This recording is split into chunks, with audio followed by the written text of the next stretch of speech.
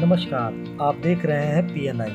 इस विश्वसनीय news channel पर आपका बहुत बहुत स्वागत है। बुधवार दिनांक 11/9/2024 को संत थॉमस इंग्लिश स्कूल सिसवर ब्रांच के सभा कक्ष में साइबर सुरक्षा से संबंधित एक कार्यशाला का आयोजन किया गया। इस कार्यशाला को पुलिस उपाधीक्षक सह थानाध्यक्ष साइबर थाना गया के सुश्री साक्षी राय ने संबोधित किया। अपने संबोधन में उन्होंने साइबर सुरक्षा से जुड़ी तमाम पहलुओं पर प्रकाश डाला और उन्होंने हरेक पहलू पर विस्तृत रूप से चर्चा करते हुए इसके हरेक बारीकी को सूक्ष्मता से समझाया। वहां मौजूद बच्चों ने अपनी उत्सुकतावश कुछ प्रश्न भी किए, जिसका सटीक उत्तर सुश्री राय ने दिया। उन्होंने और बच्चों से भी प्रश्नोत्तरी की।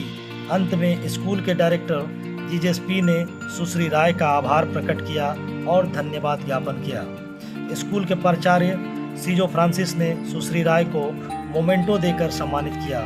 इस अवसर पर स्कूल के शिक्षकों के साथ सैकड़ों की संख्या में बच्चे उपस्थित थे। आइए देखते हैं वीडियो के माध्यम से। Thank you, sir. Thank you, ma'am. Now I request Sakina that please explain all the things in detail such that our students they may not be following the wrong path and may not get any kind of difficulties in future course of that. Please.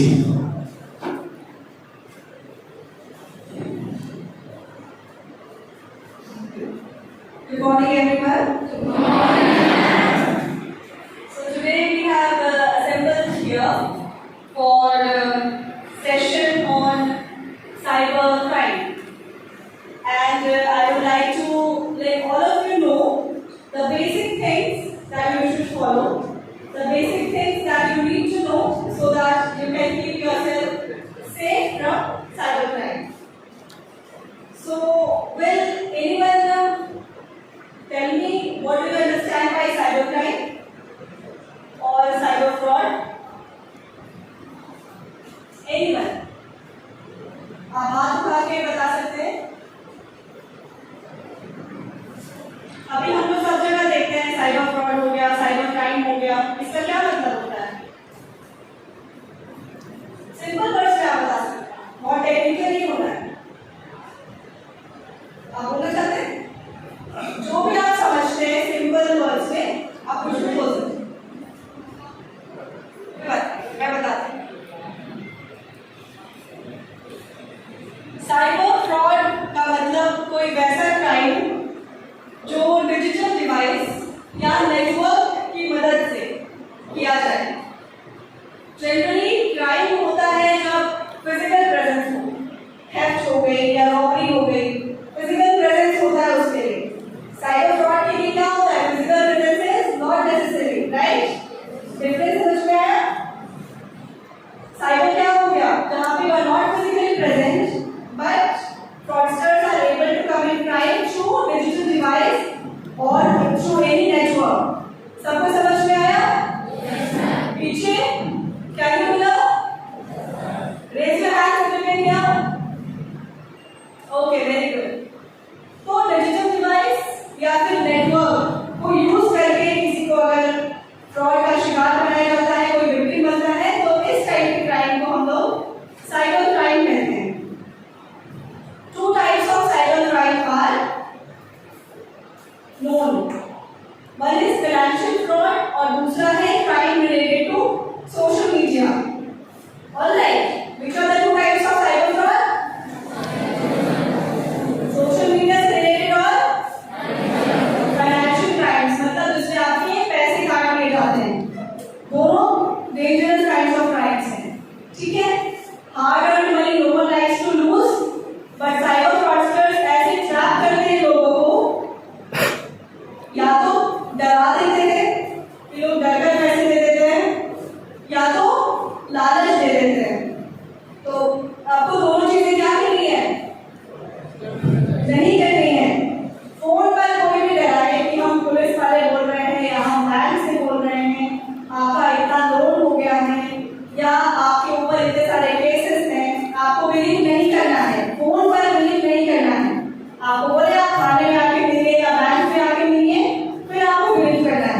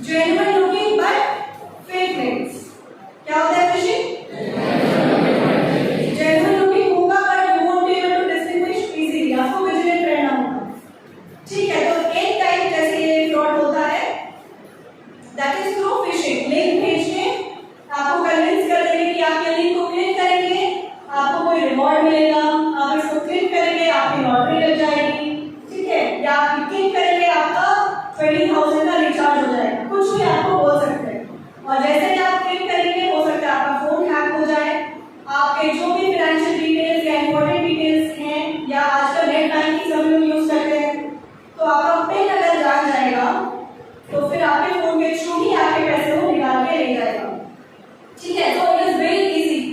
तो आपको क्या करना है, aware रहना है, alert रहना है, ठीक है।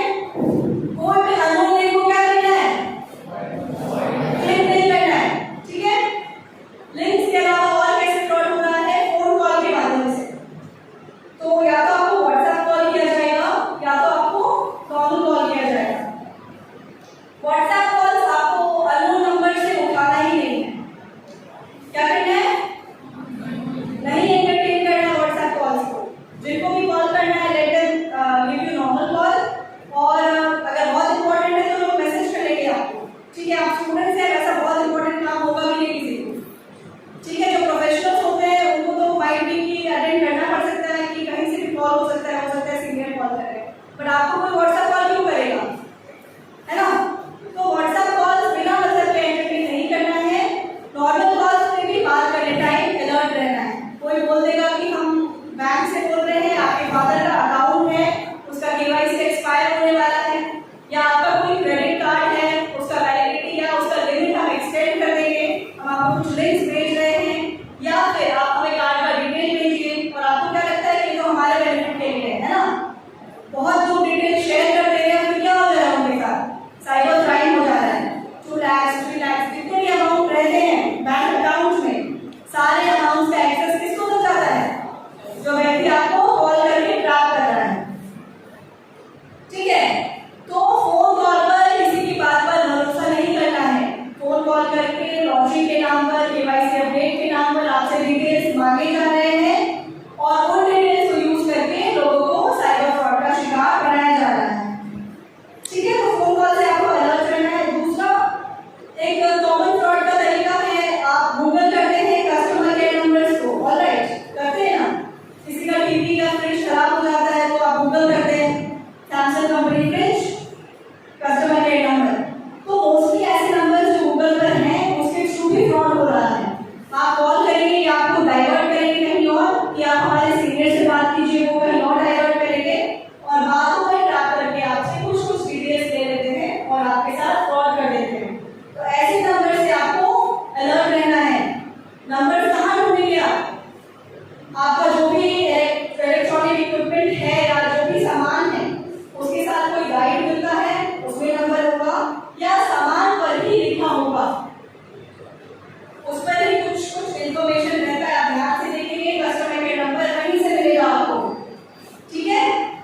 तो गूगल पर नंबर सर्च करने से बचेंगे, क्योंकि बहुत सारे नंबर्स वहाँ पर अभी फेक हैं, और उनके थ्रू साइबर फ्रॉड बहुत ज़्यादा रैम्पेंट हो गया है।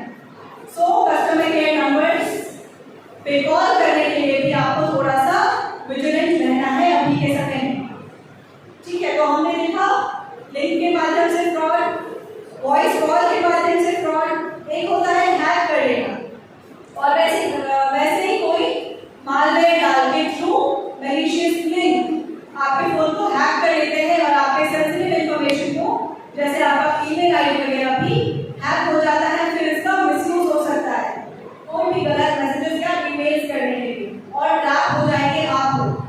तो इसीलिए कोई भी सस्पिशियस या कोई भी अननोन लिंक्स, जो अननोन नंबर से आया है जिसका आपको कुछ पता नहीं है, आपको क्लिक नहीं करना। समझ में आ रहा है आप लोगों को? लिंक्स बहुत डेंजरस है, अननोन नंबर से व्हाट्सएप कॉल्स बहुत डेंजरस है, और कोई भी नंबर डायल करने से पहले वेरीफाई करना है कि ये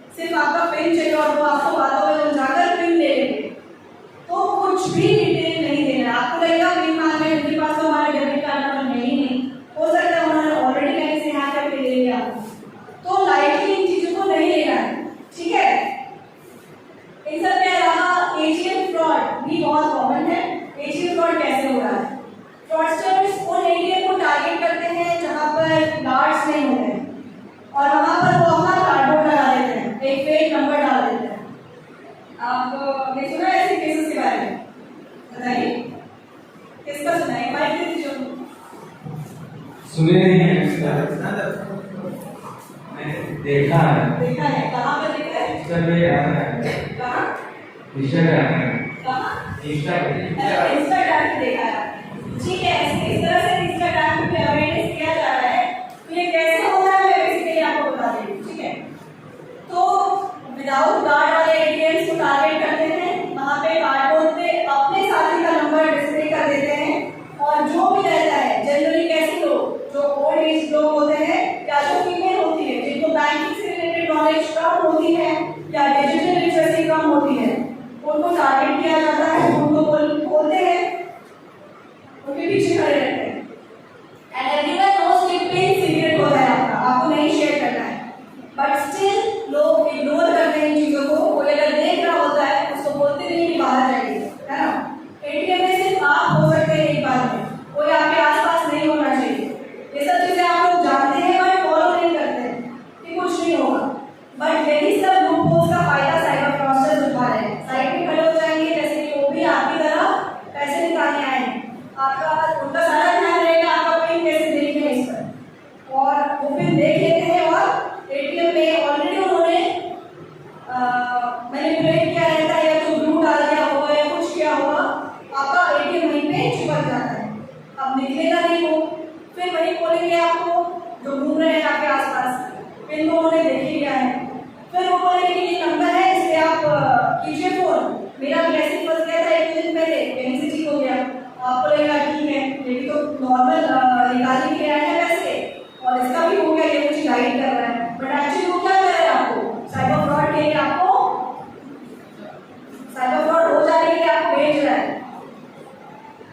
तो वो नंबर आप डायल करते हैं और आपको वहां से बोलता है आप यहाँ पे ब्रांच आ जाइए, आपका एटीएम मिल जाएगा। आपको भी लगता है कि नंबर बैंक का है और आप वहां से चले जाते हैं, उस पर्सन के पास आपका पिन है, अब उसके पास आपका क्या है कार्ड भी आ गया, तो जितने पैसे हैं समझिए सब वो खाली कर देता है। तो इस तरह से एटीएम फ्रॉड अभी हो रहा है। तो इसमें 2-3 चीजें हैं, पहले तो किसी को भी सामने नहीं आने देंगे, अगर कार्ड अटक भी गया है तो वहीं पे रहेंगे।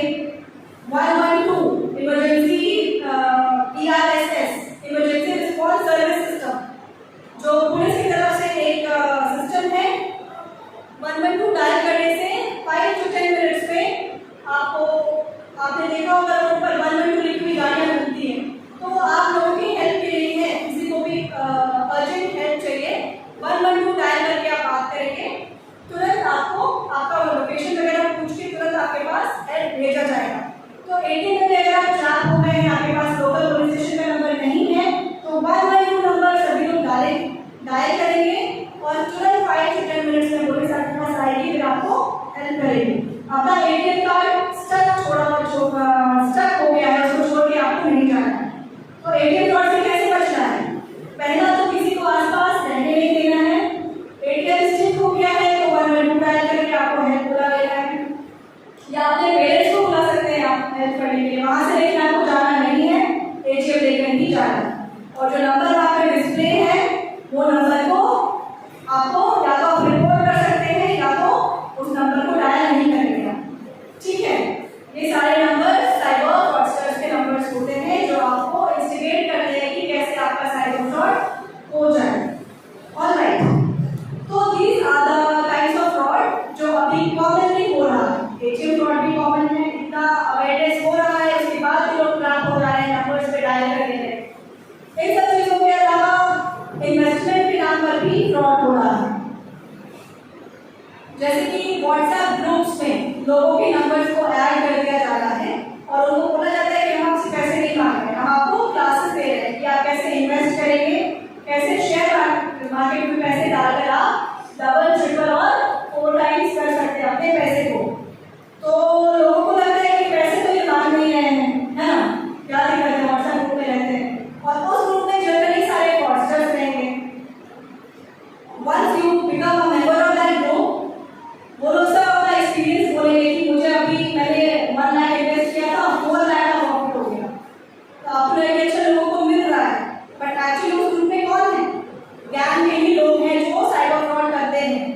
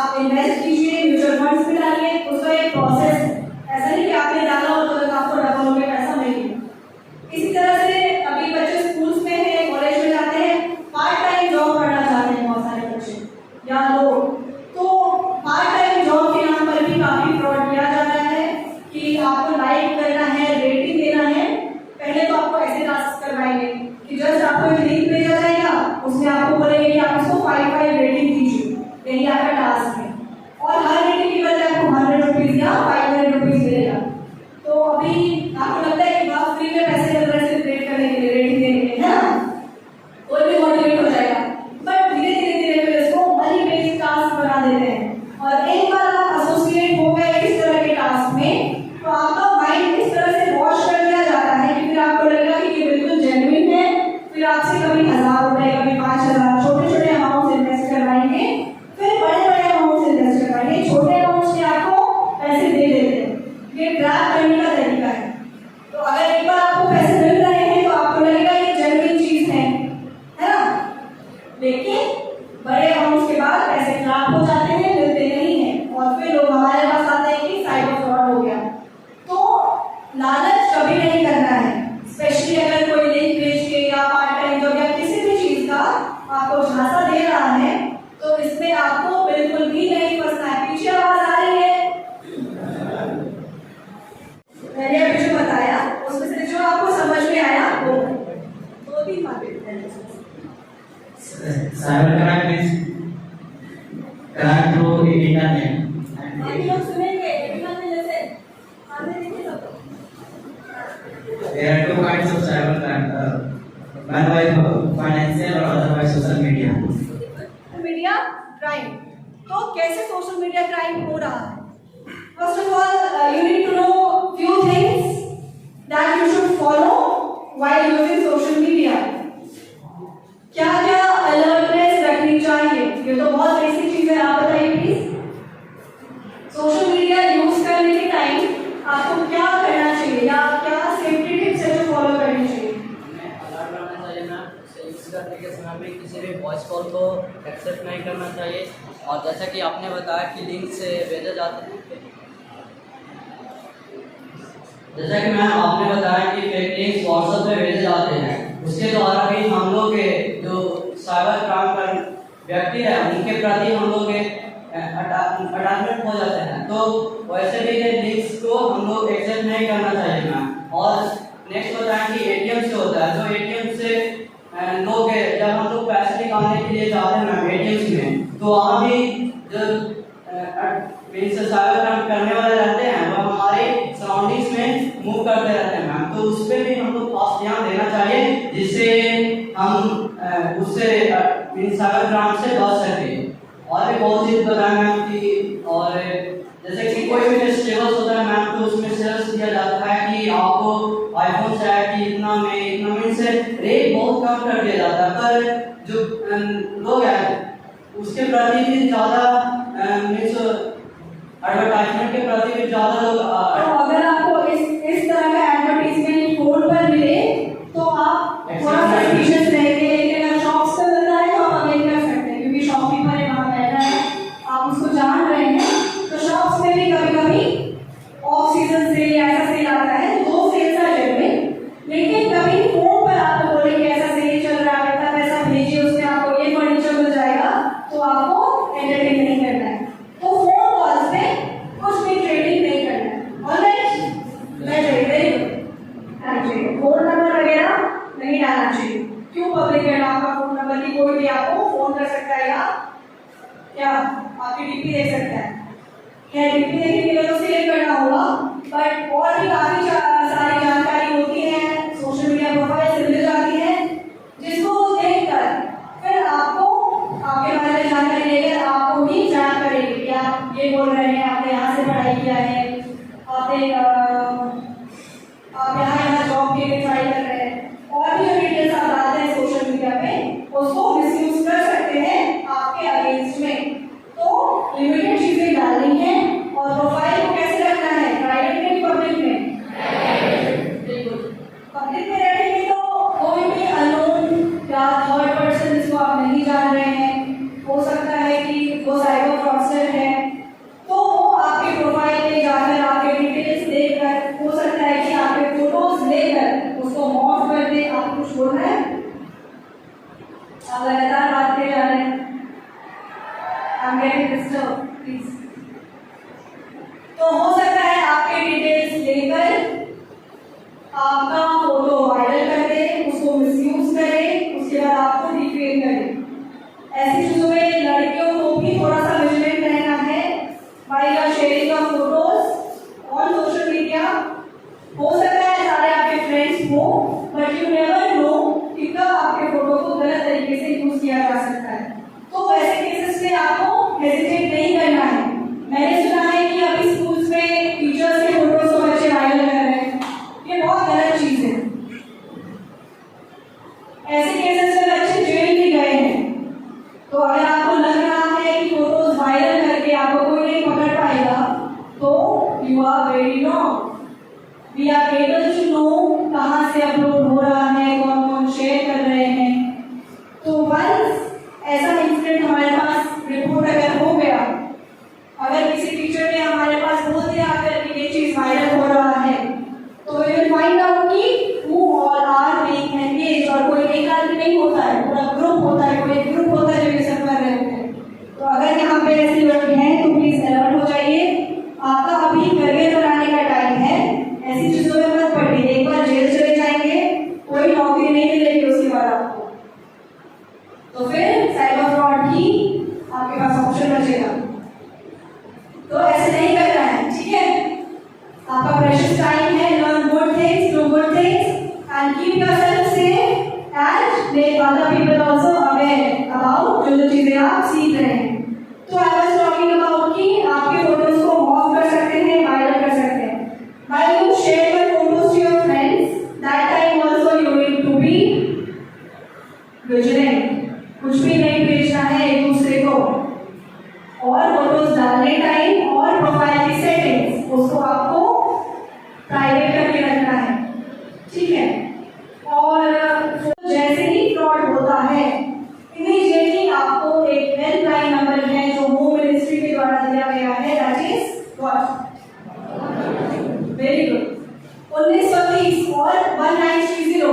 आपको ये नंबर डायल करके अपनी कंप्लेंट रजिस्टर करानी है कि हमारे साथ इस प्रकार से साइबर फ्रॉड हो गया, हमारा इतना पैसा कट गया।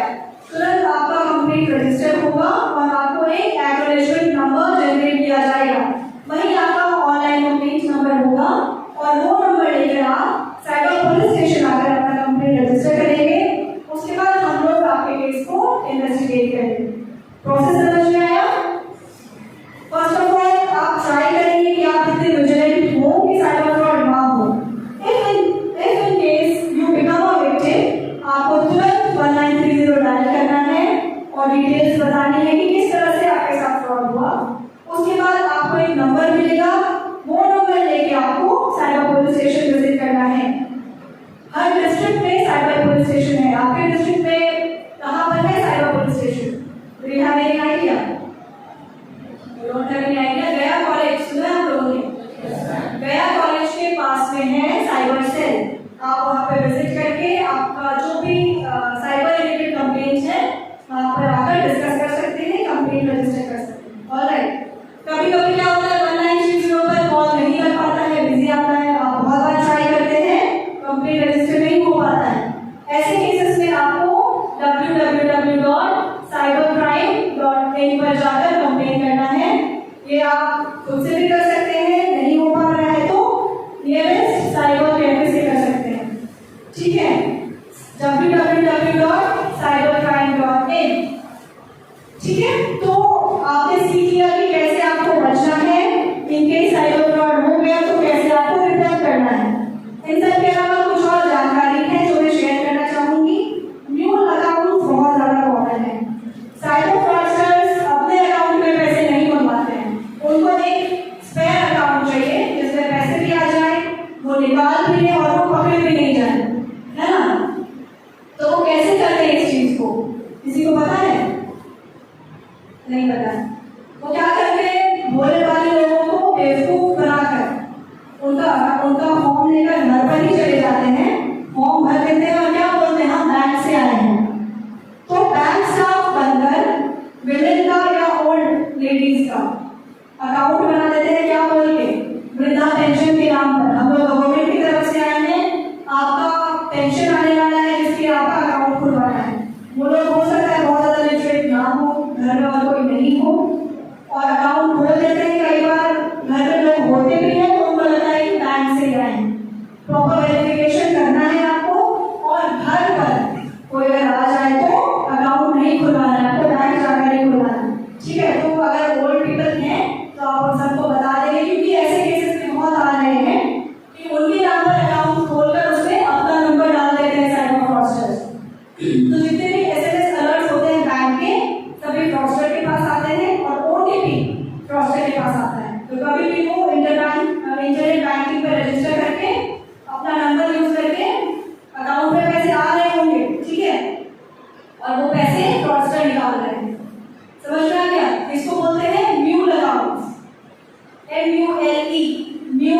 अकाउंट्स, तो और ऐसे अकाउंट्स को innocent लोगों को देते हैं कि आप इसमें पैसा भेज दीजिए, हम आपका पैसा डबल कर देंगे या ट्रिपल कर देंगे। ऐसे केसेस में या किसी और केसेस में उनको पैसा मंगवाना होता है तो ऐसे अकाउंट्स को यूज किया जाता है।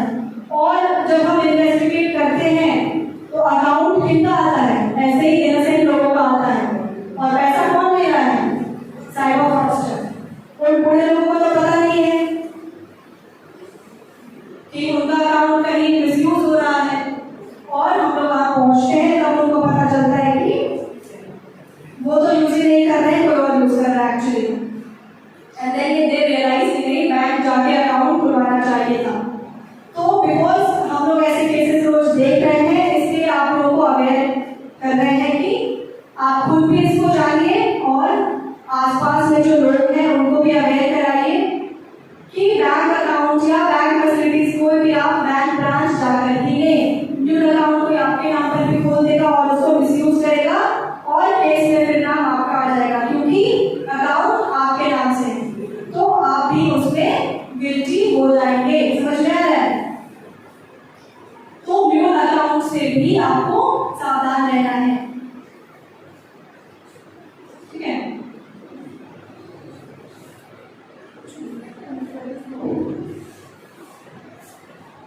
तो आई थिंक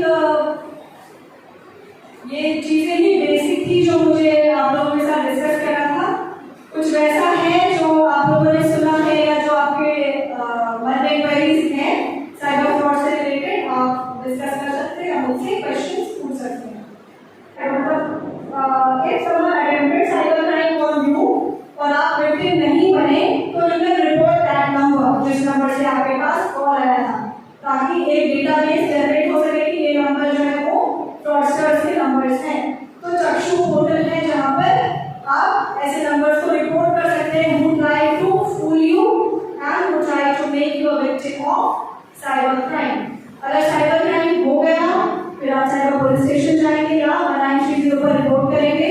अगर नहीं हुआ and someone attempted a crime on you तो आप चक्षु पोर्टल पर क्या करेंगे?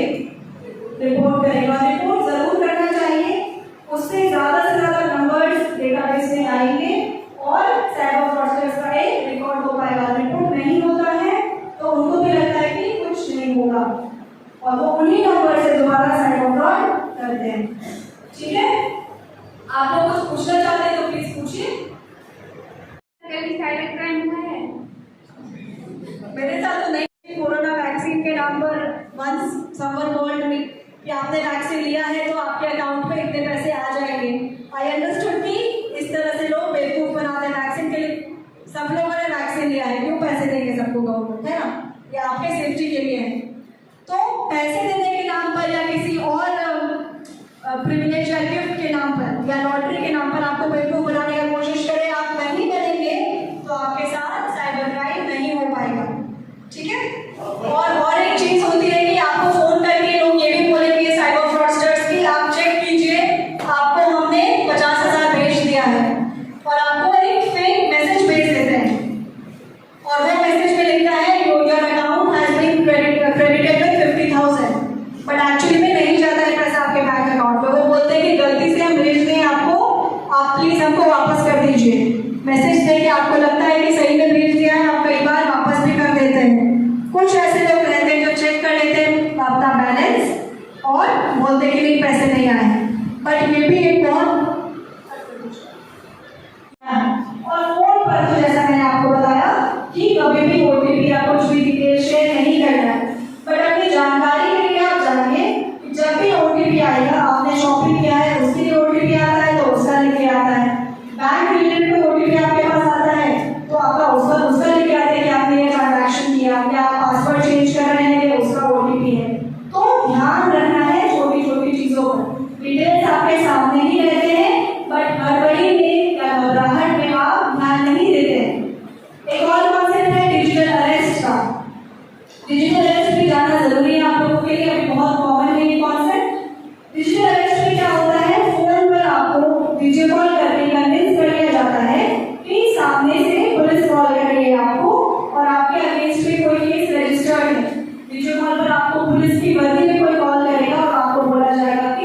आपके अगेंस्ट में केस रजिस्टर्ड है या आपका कोई बैंक अकाउंट है वो इलीगल यूज हो रहा है, तो आपके पास अभी वारंट जाएगा। अगर आप बचना चाहते हैं तो कुछ डिटेल्स हमारे पास भेजिए, जैसे आपके अकाउंट में कितना बैलेंस है ये बताइए, आपका अकाउंट नंबर क्या है, आपका आधार नंबर क्या है, हम लोग उसको RBI से वेरीफाई करवाएंगे। तो सारा डिटेल तो आपसे ले लिया और आप डर जाते हैं कि आपके केस होने वाला है या वारंट होने वाला है, वारंट आने वाला है आपके अगेंस्ट में। तो प्लीज बी एश्योर्ड कि पुलिस ऐसी कार्रवाई नहीं करती है। फोन पर आपको ऐसे नहीं डराया जाएगा, आपके पास प्रॉपर नोटिस आएगा, आपको पुलिस स्टेशन बुलाया जाएगा, फिर आपसे पूछताछ होगी अगर ऐसा कुछ होगा तो फोन पर अगर कोई आपको पुलिस करके फोन कर रहा है, आप डरिए नहीं, आप बोलिए, उनको बोलिए कि आप हमारे पास आकर बात कीजिए, हम थाना आते हैं, बताइए किस थाने से बोल रहे हैं।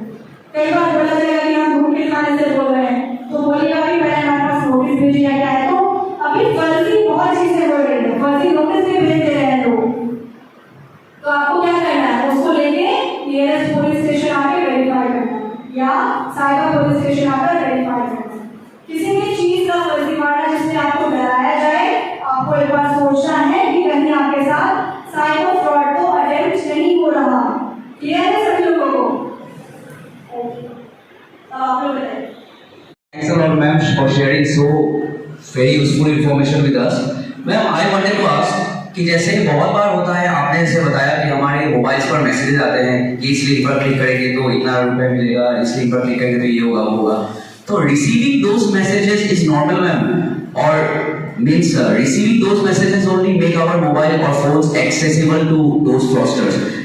जैसे कई बार होता है मैम कि कभी-कभी हम do not disturb mode activate कर देते हैं ताकि ऐसे मैसेजेस ना आए, पूरे मोबाइल को फॉर्मेट कर दिया, तो उसके बाद क्या होता है मैम, जो हमारे कस्टमर केयर वाले इंपॉर्टेंट मैसेजेस हैं वो भी रुक जाते हैं, वो भी ब्लॉक हो जाते हैं। तो कभी-कभी क्या होता है, फिर उसको एक्टिवेट करने के लिए हम डू नॉट डिस्टर्ब मोड को डीएक्टिवेट कर देते हैं। तो साइबर फ्रॉडस्टर्स जो रैंडमली नंबर सेलेक्ट करते हैं और किसी को भी मैसेजेस भेजते हैं, ठीक है।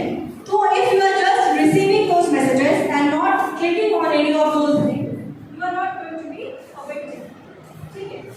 If you receive, you can report कि मेरे फोन पर ऐसे ऐसे नंबर से ऐसे मैसेजेस आ रहे हैं, बट उसको खोलिए नहीं, उसको क्लिक मत कीजिए। तो you can keep yourself safe from cyber fraud. हो सकता है वो जेन्युइन हो सकता है वो मैलिशियस हो, तो why should you take a chance? But it is very normal कि किसी को भी भेजा जा सकता है, ठीक है। One more thing, actually many times I have come across a term known as dark web. So is there really something like that, ma'am, dark web, or is it just a myth or something created by the fraudsters in order to panic the normal people? Dark web exists. You should know whatever internet we are using, that is what surface web, and that constitutes only 5% of the internet. Whatever 95% remains, those are parts of deep web, dark web. आपको तो भी पढ़ा हो, है ना? तो वो सारे हमें एक्सेस नहीं होता है नॉर्मल ब्राउजर के थ्रू। हम लोग उसको किससे एक्सेस करते हैं? The onion browser, Tor. किसने सुना है Tor के बारे में? नहीं सुना है? Tor के थ्रू ही ऐसे उसको एक्सेस किया ऐसे डार्क वेब को आप एक्सेस कर सकते हैं। और उसका क्या होता है कि वहाँ पर जो भी एक्टिविटी होती है उसका कोई भी IP एड्रेस नहीं होता, उसको ट्रेस नहीं कर सकते। तो जनरली जो इलीगल एक्टिविटीज होते हैं वहाँ होते हैं, ठीक है। तो that exist, but whatever we use that is surface. Excellent. उसको डिलीट कर दिया, लॉग आउट कर दिया, तो उसके बाद भी अगर कोई केस कर लेते हैं उसका कुछ एक्शन हो जाएगा? अगर कोई व्यक्ति कुछ भी अपलोड करते हैं और वो अगेंस्ट लॉ है, किसी को डिफेम कर रहे हैं या कुछ ऐसा ऑब्सीट डाल रहे हैं एंड बाद में डिलीट कर देते हैं और वो केस अगर रिपोर्ट हो गया हमारे पास कि मेरे अगेंस्ट में ऐसा डाला गया या इस प्रोफाइल से ये चीजें डाली गई जो नहीं डालनी चाहिए थी, तो हम उसको इन्वेस्टिगेट करते हैं और even though it is deleted हम लोग पता लगा सकते हैं कि कहाँ से अपलोड किया गया है। और फिर अभी नया कानून आया है, उसमें बहुत ज़्यादा स्ट्रिंजेंट पनिशमेंट दिया गया है ऐसी चीज़ों के लिए। लेकिन पेपर में छापा हुआ था और तो सुझाव कहाँ से छप गया? किसी के साथ फ्रॉड हुआ होगा तो छप गया। कौन सा पेपर लेके आया है? BSS कौन सा वेबसाइट है और किनको पता है इसके बारे में? बताइए कहाँ रिपोर्ट हुआ ये केस?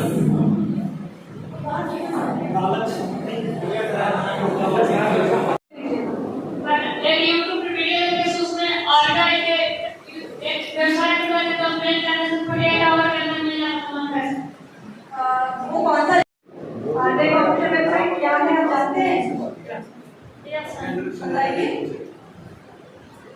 मैम याद नहीं पर क्रोम का टैग सेव करना। अरे तो आपको पहले जानना है ना कि ऑफिशियल वेबसाइट क्या है। मैंने आपको बताया कि कोई एक लेटर या कोई एक डॉट कोई एक सिंबल में चेंज हो जाएगा, आप डिस्टिंग्विश नहीं कर पाएंगे ऑफिशियल है कि नहीं है। तो वो वीडियो जो उसने बताया है, हो सकता है वैसा करेंगे आप, हो सकता है कहीं आपका पैसा चला जाए, हो सकता है कोई डिटेल को ले ले। तो वीडियोस देख के आप नहीं बिलीव कीजिए। जो भी आपको एक्शन लेना है आप लोकल पुलिस स्टेशन या साइबर पुलिस स्टेशन के हेल्प से लीजिए, ठीक है?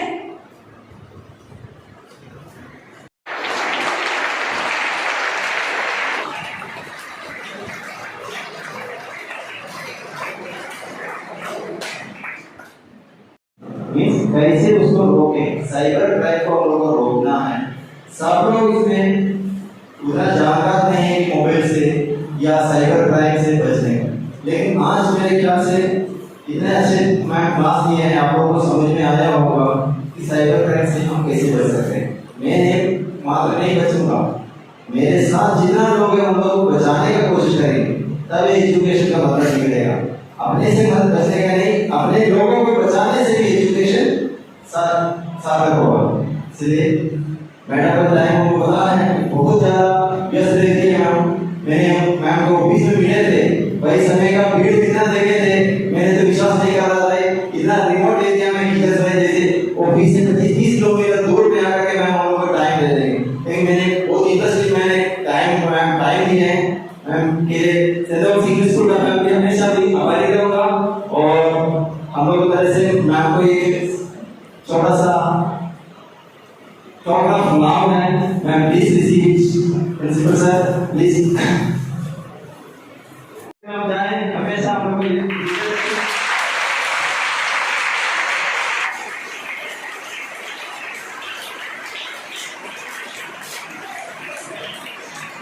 Thank you so much.